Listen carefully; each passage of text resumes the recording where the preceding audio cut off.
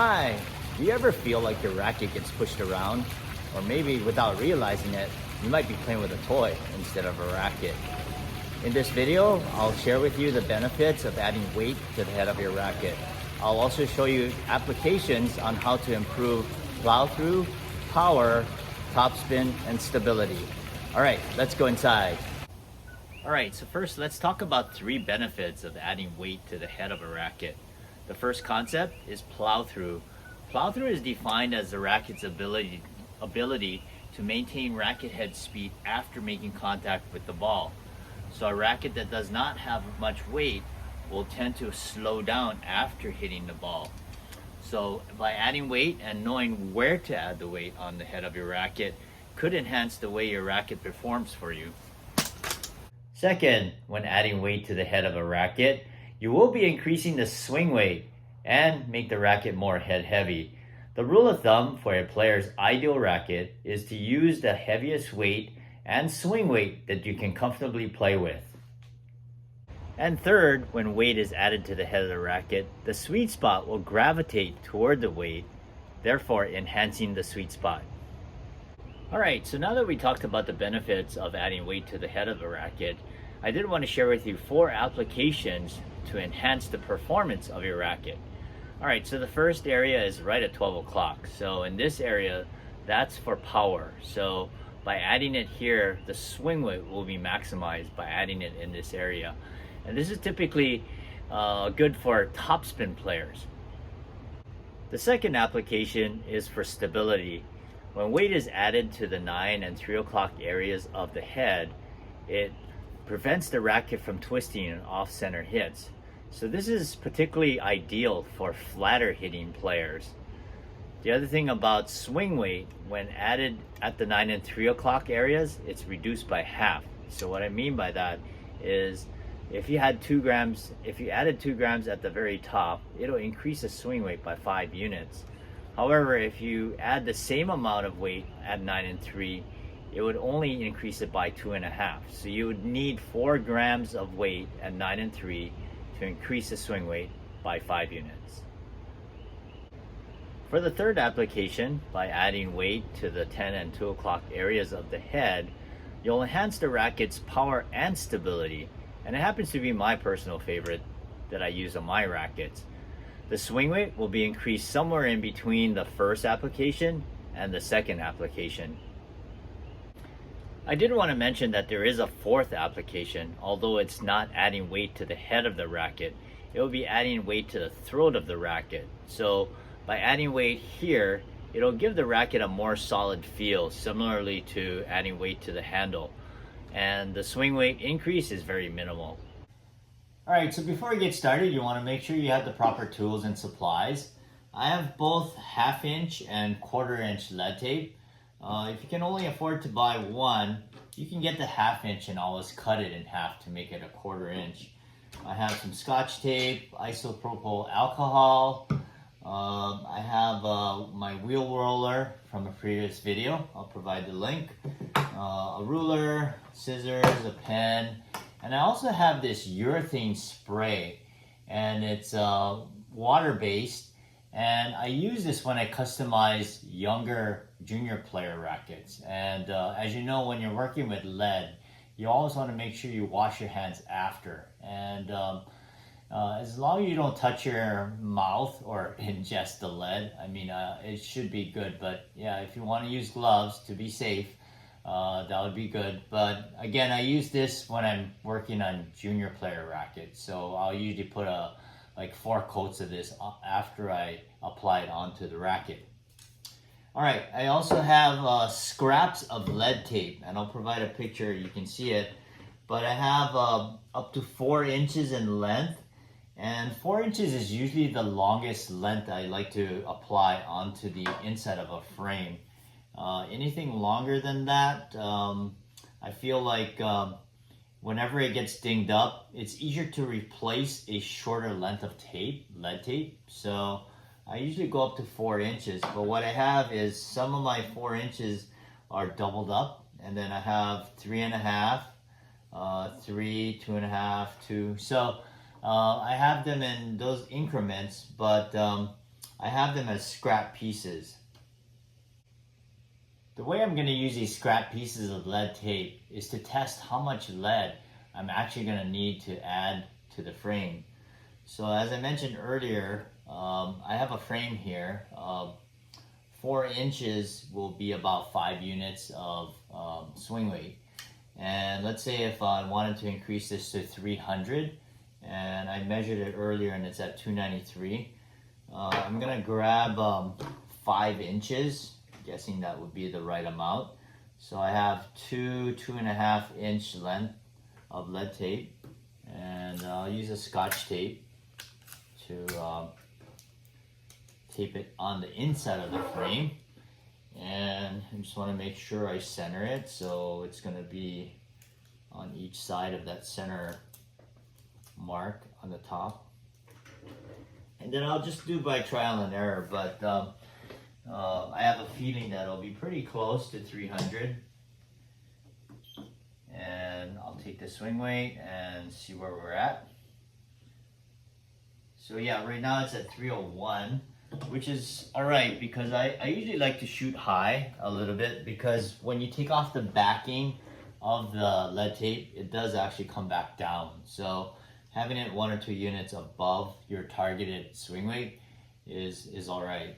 So with this racket, let's say if I wanted to stop there, I could apply the lead tape to the inside of the frame here, but you have to be careful how you apply it, because depending on the type of stringing machine that the racket's going to be strung on, sometimes the adapters or retainers or the mounting posts might smash the lead tape. So what you want to do is avoid wherever that happens to be pressing against the frame, so you can shift the weight a little bit over to the left or right. So yeah, you just have to be aware of that.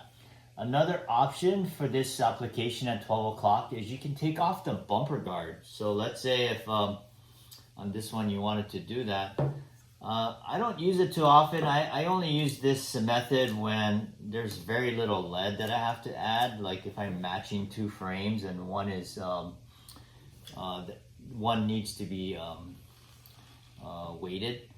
But the reason why I don't use it as often is because as the bumper wears off, it's going to actually wear out the tape, because it's under there. But being at 12 o'clock, it's not as the wear is not as much at the tip. So let's say if I'm doing the under the bumper technique, I'll just take off the bumper. And then I have some tape that I already cut. So this is the 1/4 inch lead tape. And what I did is I measured, this is only 4 inches, but I measured out 4 inches, I cut it, but then I also marked the 2 inch mark, so that there's a little, I can show it to you. So there's a marking, there's the dot right there in the middle. And what I'm gonna do is, for this first tape, just make sure that I line up that dot to the middle. And usually you can tell the middle of the frame, because there'll be like sometimes there'll be a little dot, but a lot of times you'll see a marking or something. So what I'm gonna do is just make sure that I center it and make sure that it's right there. So you want to make sure that the tape is centered on both sides. So I got that down, and then once you get that first tape down, then you can just line this one up to that one. And so I'm trying to get it as close as I can to the edge, the inside edge of the frame, and I'll bring it up to the camera so you can see it. So that as the bumper wears on the side, it doesn't affect the lead tape as much. So you can see that there's a little bit of space on the outside edge of the frame, so that'll still allow the bumper to wear and not get into the lead tape, at least right away. So this is a nice clean way to apply lead tape. The only downside is when the bumper starts to wear, it's actually going to wear the lead tape. Alright, so in the second frame, I am going to install the lead tape on the inside of the frame. And I already measured the swing weight, and on this one I want to get it up to 310. So what I did is I grabbed a couple of 4-inch length of lead tape, and I taped it on in the 10 and 2 o'clock areas of the frame, and I tested it out. It came out at 311, so I'm good with that, and I'm gonna hope that it comes out to 310 after I actually apply the lead tape. So now that I know that the swing weight is there, I'm just gonna take off one side, and before I apply the lead tape, I am gonna wipe it down with alcohol to make sure that it'll stick. And all right, so that was 4 inches. So I'm gonna cut 2 4-inch length of lead tape. And one of the good things about this roller, not that it needs it, but sometimes if your lead tape is a little wrinkly, maybe it got smashed or something, you can use a roller to just really make sure it's flat to begin with. Or sometimes there'll be fold marks in the lead tape, but this roller works really good to prepare the lead tape. I'm going to be using it after I apply the lead tape, but sometimes I notice you can also use it for that. So I'm going to cut 2 4-inch length of this 1/4-inch lead tape, and that's going to be used for that first side, but I'll go ahead and cut all 4 because I'm going to eventually need 4 of these pieces. So again, if you only have a 1/2-inch lead tape, you can you can cut it in half. Just I can show you on the after I'm done with this, but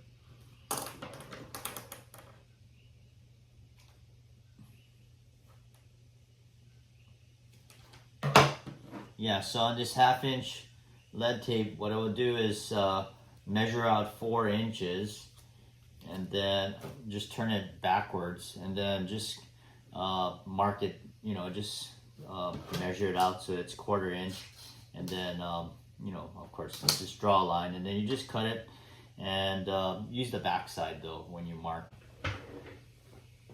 Alright, before I start applying this lead tape on here, I'm just going to take note where this lead tape started from. So typically what I'll do is I'll start from the top main and just count down. So this is 1, 2, 3, 4, 5. So it's basically starting from the 5th hole down. So I'm going to go ahead and take this off so that way I can clean it with the alcohol before applying the lead tape onto the frame. And yeah, it's important that this is a new frame, so you really want to make sure you clean it and get it to stick on there. Alright, so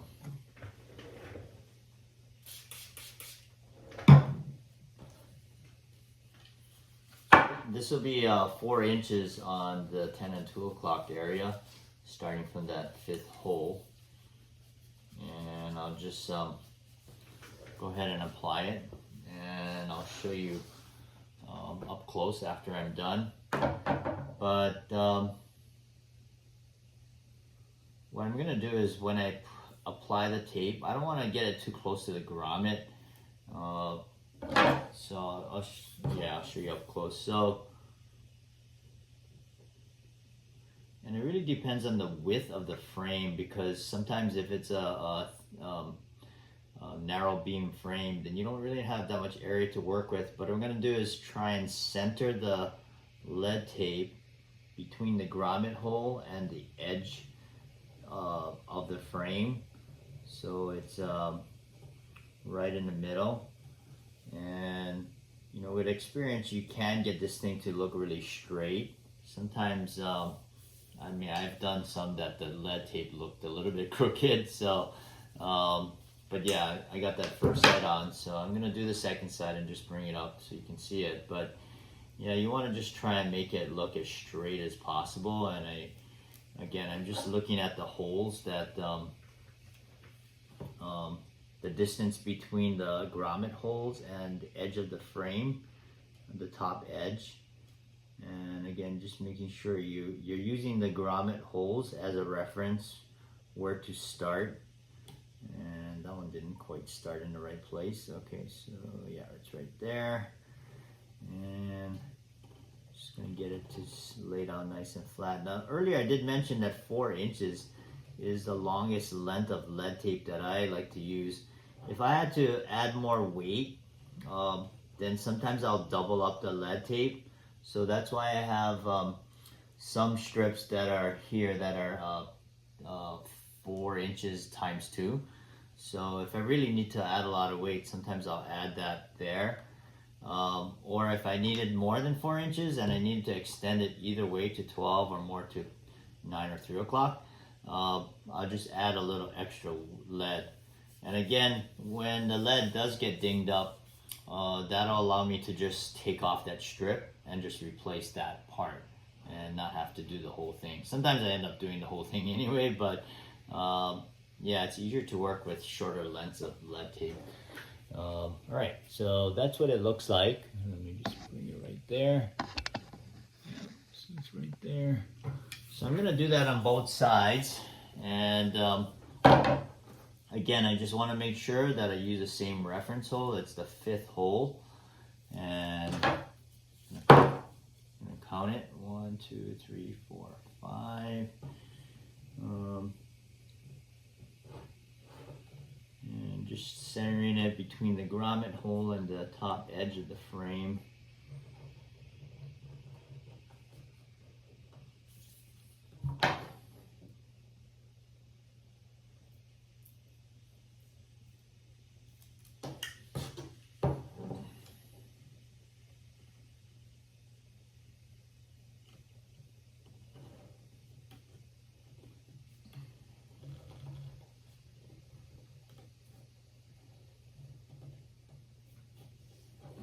So I got that side down. I'm gonna confirm the swing weight, make sure everything is good.